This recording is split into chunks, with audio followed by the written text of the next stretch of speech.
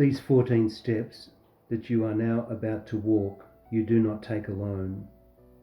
I walk with you. You and I are truly one.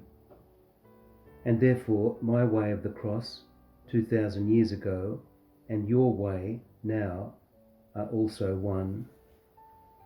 But note this difference. My life was incomplete until I crowned it with my death. Your 14 steps will only be complete when you have crowned them with your life. The first station, I am condemned to death. We adore you, O Christ, and we praise you, because by your holy cross you have redeemed the world. Pilate has just read my death sentence. I am to die on a cross. Should I rebel against Pilate? How can I? He is not my enemy. He is an envoy of my Father and the voice of my human destiny. Pilate told me when and how I would die. You may not get that blessing. You won't have a Pilate to tell you the place, the time, or the circumstances of your death. Yet you stand condemned to death as surely as I was.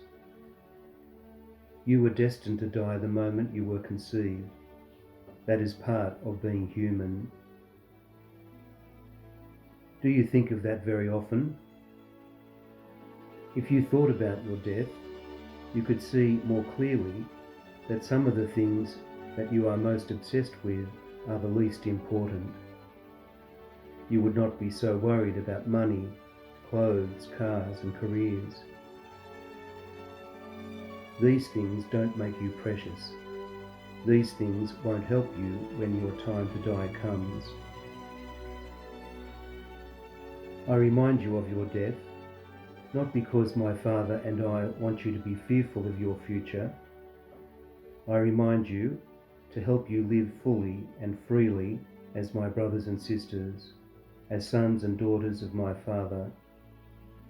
In my death and resurrection, you will receive the power to do that.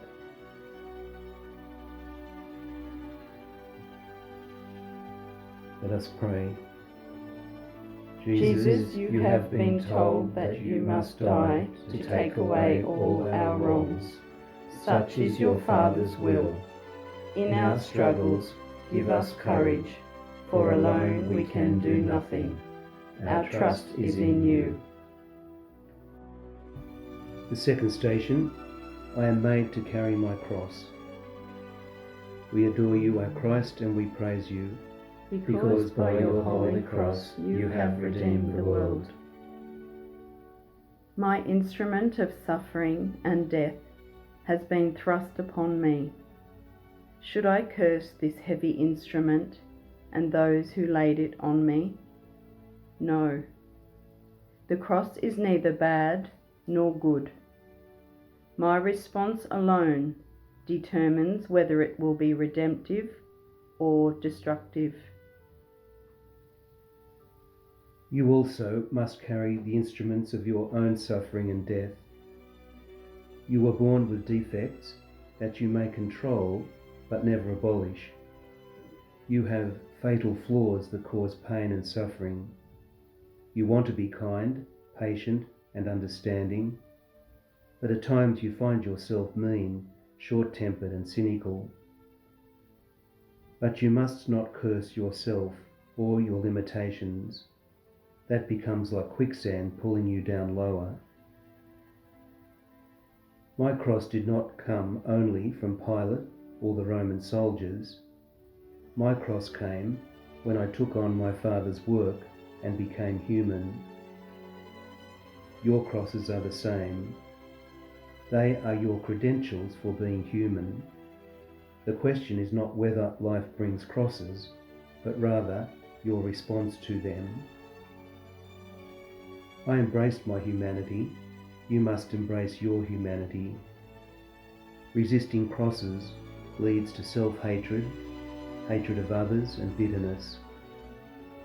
Some woods are stronger than steel because they bend. Learn to bend.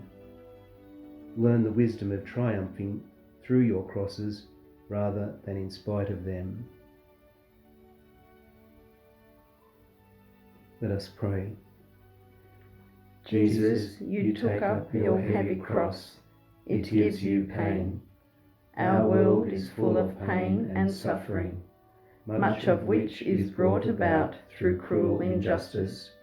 Forgive us for the pain we inflict on you and others. The third station, I fall for the first time. We adore you, O Christ, and we praise you, because by your holy cross you have redeemed the world. I have just fallen flat on my face. I tried to avoid it. I wanted to stay on my feet. I wonder if I fell partly because I was trying too hard to keep from falling. You can learn from my fall. You also will fall if you try too hard to succeed all by yourself. I was so wrapped up in my efforts that I forgot to let my Father guide me. I forgot for an instant to let Him work through me. You are often tempted to take on more than you can do well, or to take on goals that, however worthy, may not be right for you or may be undertaken for inferior reasons. You decide what you want and then say to yourself, I am going to achieve this goal, and when I succeed, even God will have to be impressed. You do not need successes to get my Father's attention. If you succeed, it is because of His grace anyway. So what you would be holding up as yours is really His already. My Father wants you, not your successes. In all you undertake, go first to Him in prayer and ask what He wants. Then, when you go to work, open your heart to Him and let Him work in and through you.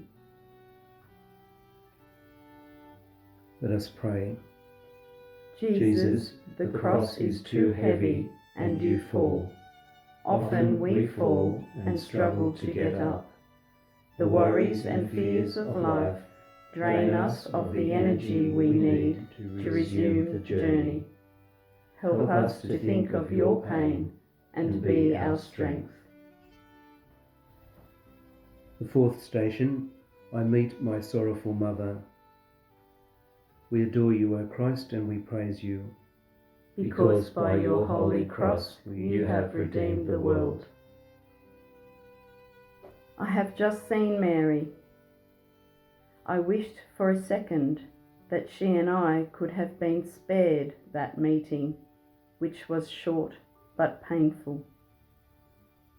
Was I trying to hide this final agony from her, thinking she might not be strong enough for it? Do you tend to avoid your loved ones and they you in time of crisis? Some spend a lifetime shielding their deepest selves from their mothers, fathers, brothers, sisters, husbands, wives, sons and daughters. In the end, this will fail, because your death exposes your weakness to your loved ones as nothing in life could. Why wait until death or desperation to meet your loved ones? Share with them your most profound aspirations, joys, fears and troubles before the opportunities are gone. But no matter how often you open yourself to them in crises, it won't be easy. I know. You want them to see you at your best, just as I wanted Mary to see me. I didn't want her to see me so helpless. For an instant, I was underestimating Mary and losing sight of my Father's grace. Just as He gives you the grace to face loved ones when all hope seems lost, so He gives them the grace to cope not only with your pain, but theirs as well.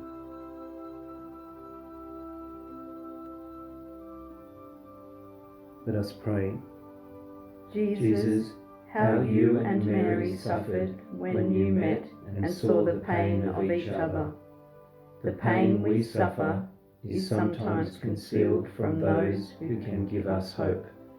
Help us to overcome the doubts that lead to dishonesty. The fifth station, Simon is forced to carry my cross.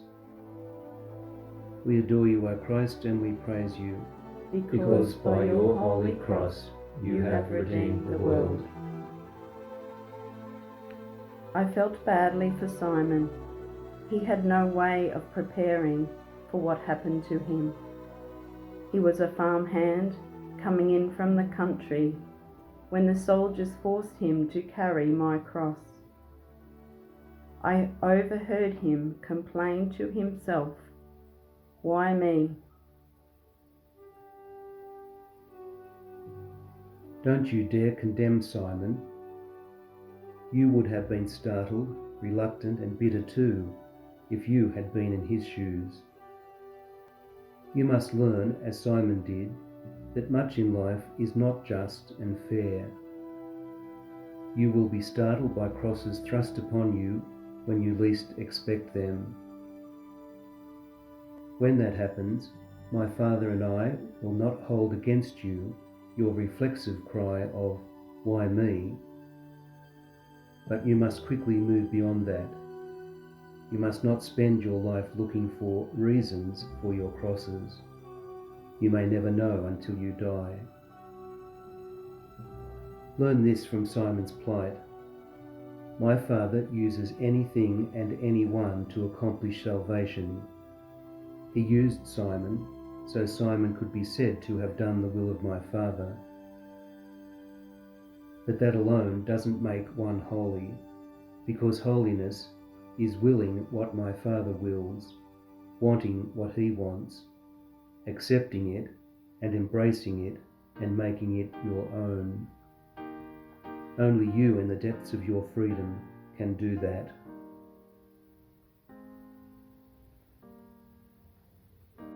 Let us pray.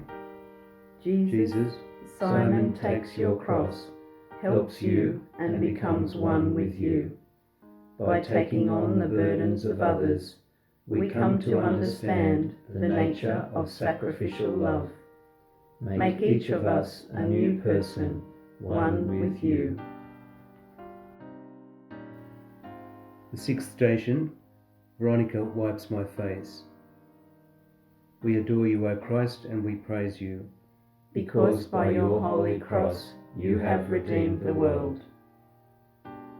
I am grateful to Veronica for wiping the blood, sweat and dirt from my eyes. She had not been so close to me as others, but she responded when I needed an act of kindness. Do you realize that she was the last person in my earthly life to touch me as a gentle act of mercy?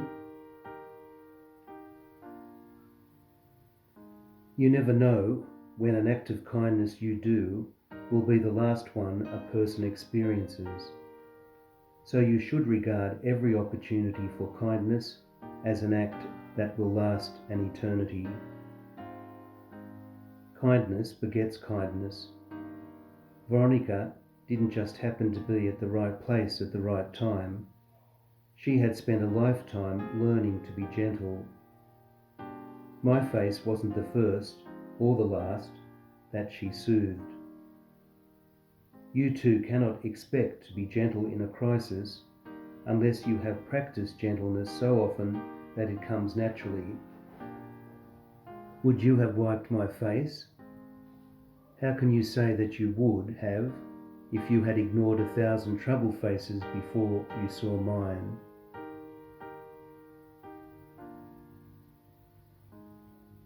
Let us pray.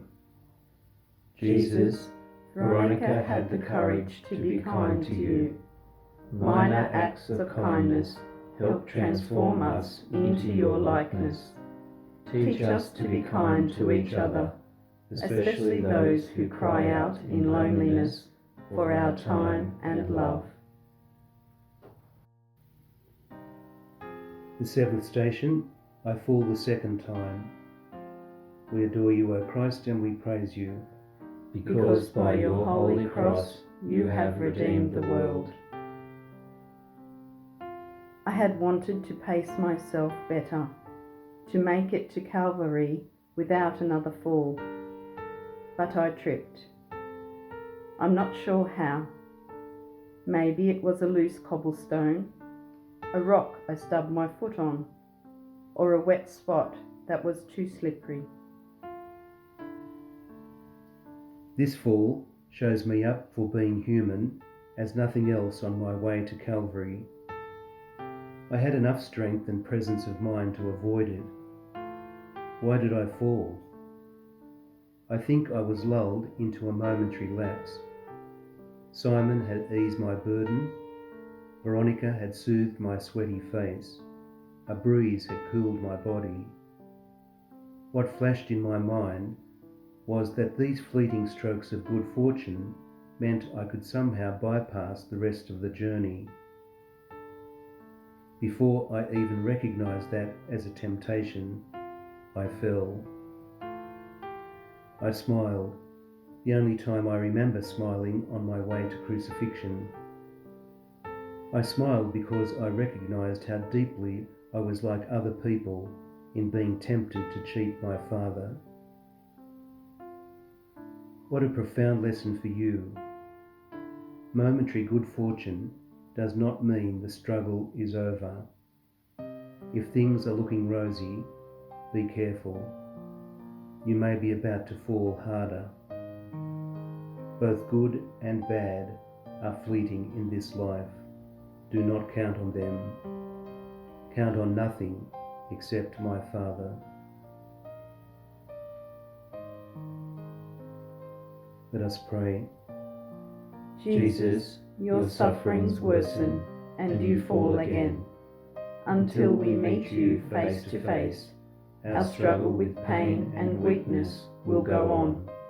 We trust you to help us rise above our fears as we seek to know and do your will. The eighth station, I meet the wailing women of Jerusalem. We adore you, O Christ, and we praise you. Because by your holy cross you have redeemed the world. Why wasn't I more understanding with those weeping women, who, after all, seemed to be showing me sympathy? Instead of graciously accepting their show of concern, I turned on them with the seemingly harsh words, "Don't weep for me, weep for yourselves and your children." I was harsh because these women were part of a great multitude of curiosity seekers who had turned out to watch an execution. Remember that these women were engaged in a kind of formal religious practice of mourning and lamenting for the dead or condemned. They were weeping for the sake of weeping. They were weeping without really knowing me or my Father. I am intolerant of religious practice for its own sake. I detest your religious routines when they are an excuse to avoid your deep personal commitment to me and my Father. Sometimes it is better to be silent, to pour out when no one can hear. Go to your room and pray. When you know for whom you weep, then come to Calvary's road.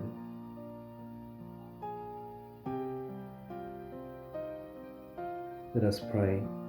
Jesus, you hid your own sufferings to speak to the women. Be close to those who are suffering now, especially women and children who need your protection.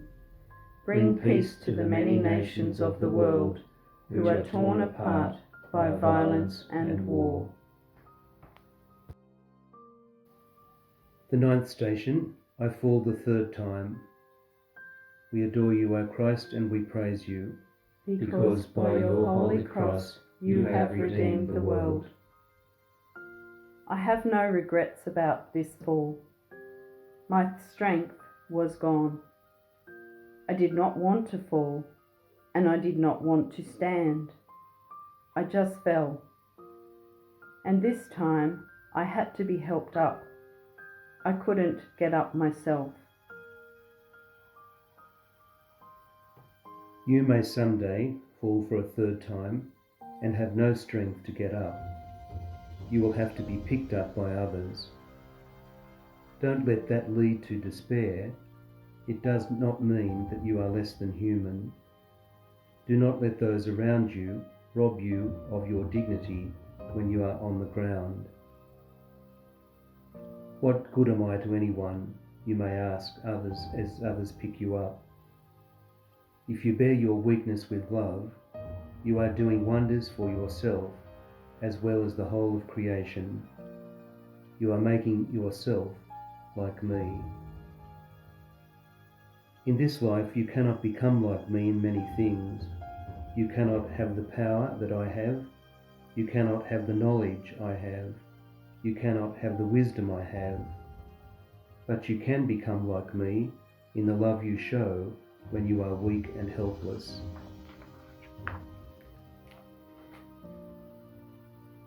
Let us pray. Jesus, physical weakness makes you fall to the ground. The pain is great. You only think of us as you struggle up to go on your way to Calvary. Give us the grace to be concerned for the powerless and helpless of our society by drawing them into your love. The 10th station, I am stripped of my clothes. We adore you, O Christ, and we praise you. Because by your holy cross you have redeemed the world.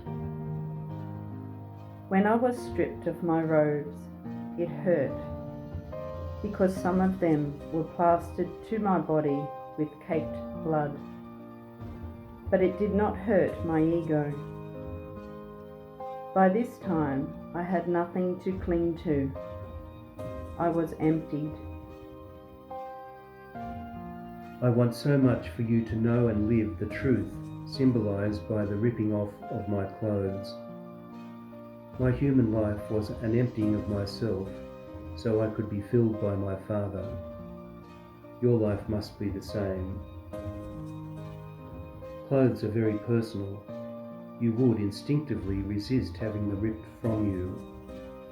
Yet clothes are a part of your outer self and a symbol of it rather than your spirit.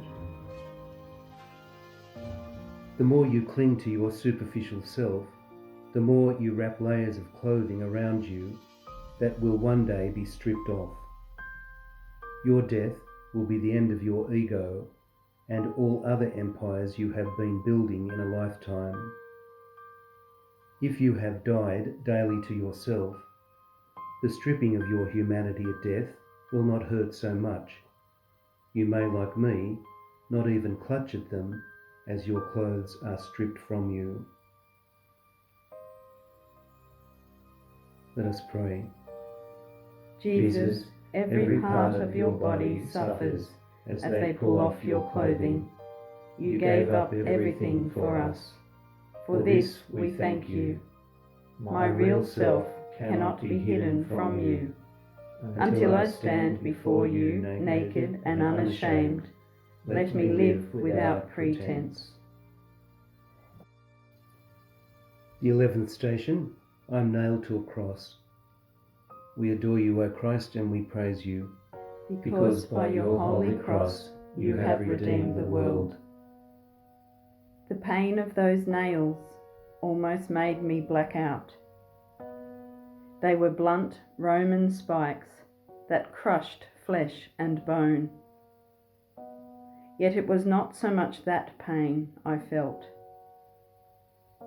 It was the agony that welled up at the thought of what was happening. Why, Father? Why nails in your Son?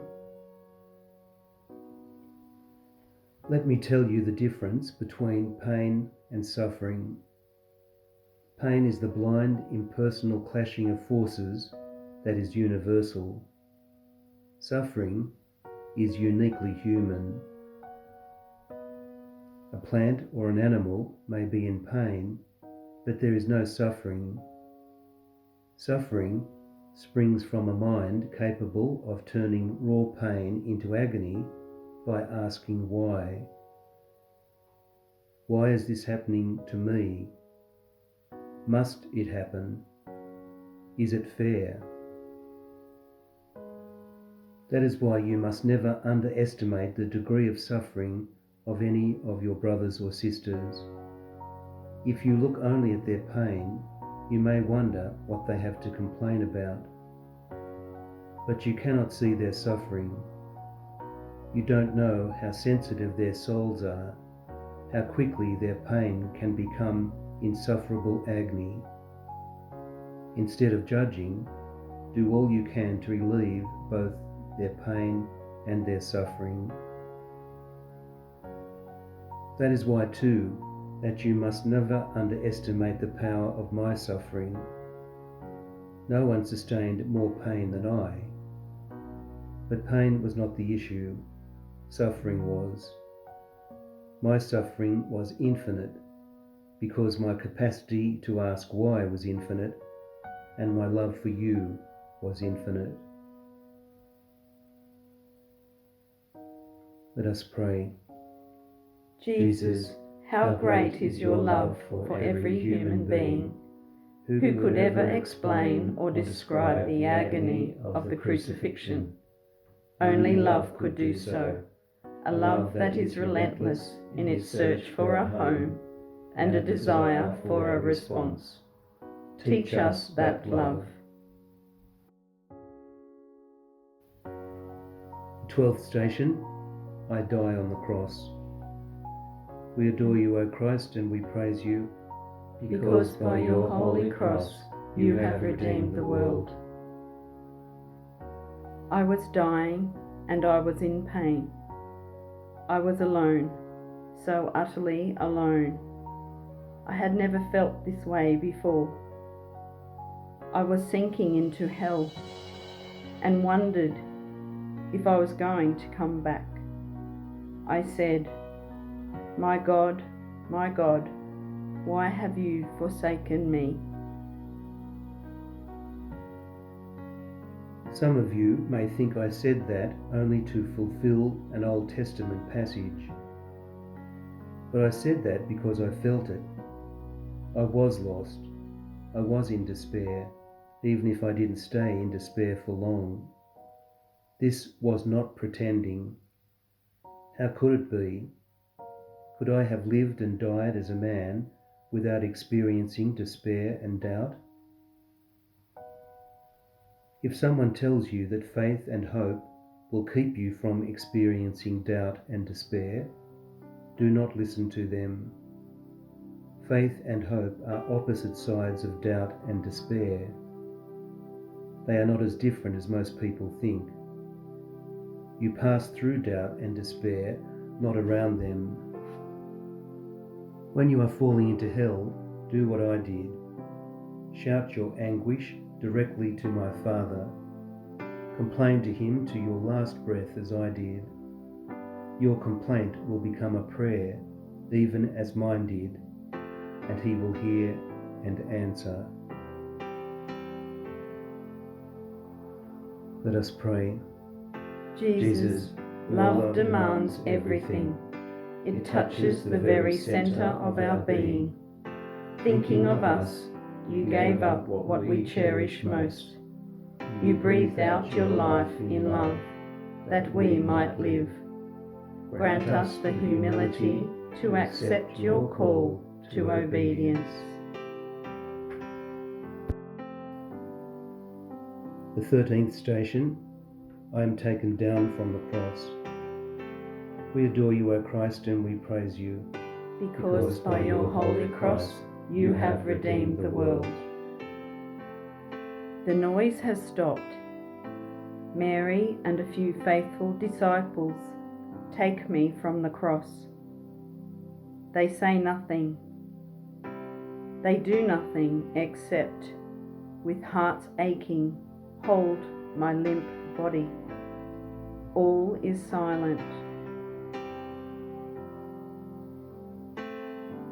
You may have been taught that being my disciple is an active role. The more you do to improve yourself, the church and the world, the better. There are times when you must work, but there are even more crucial times when you must say nothing and do nothing except be with me, your heart aching as Mary and the faithful disciples after the crucifixion. I had asked some of my disciples to be with me during my agony in the garden, but they were so depleted from talking, walking, planning and worrying that they quickly fell asleep.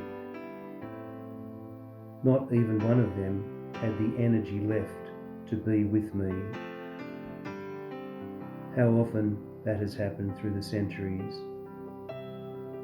After my crucifixion, my disciples waited and watched in silence. Some were closer to me than before. Do I have to die to get you to listen and love in silence?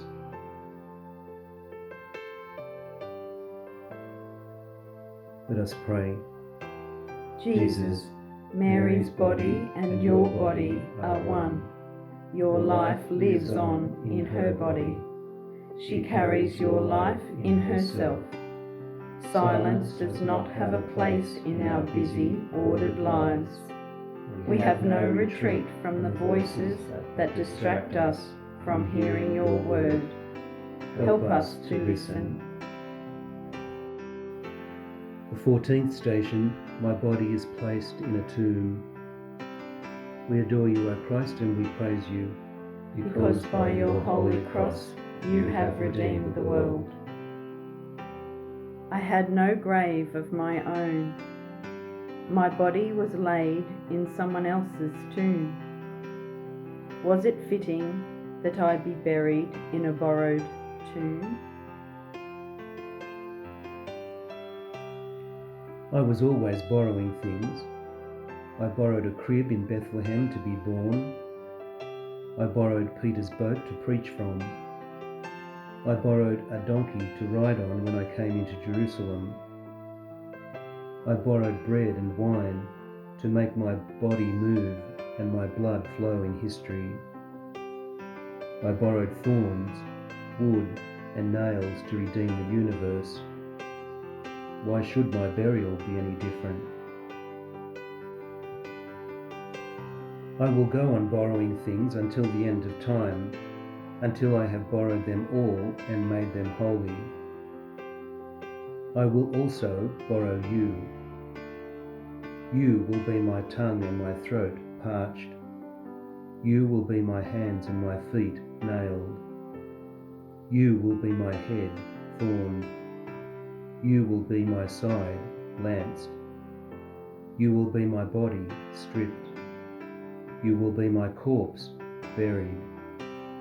And when the borrowing is over, you will be my brothers and sisters risen. Let us pray. Jesus, you overcame the powers of evil. Your death brought us life. You want to live in us, and you wait patiently for our response. We need your strength to overcome the pride of self-sufficiency and surrender to your will. My friends, accept each moment as it comes to you with faith and trust that all that happens has my mark on it. A simple yes, this is all it takes. A breathing in your heart, I will it, Lord. So seek me not in far off places. I am close at hand. Your workplace, office, home, these are the altars where you offer love, and I am with you there. Go now, take up your cross, and with your life, complete your way.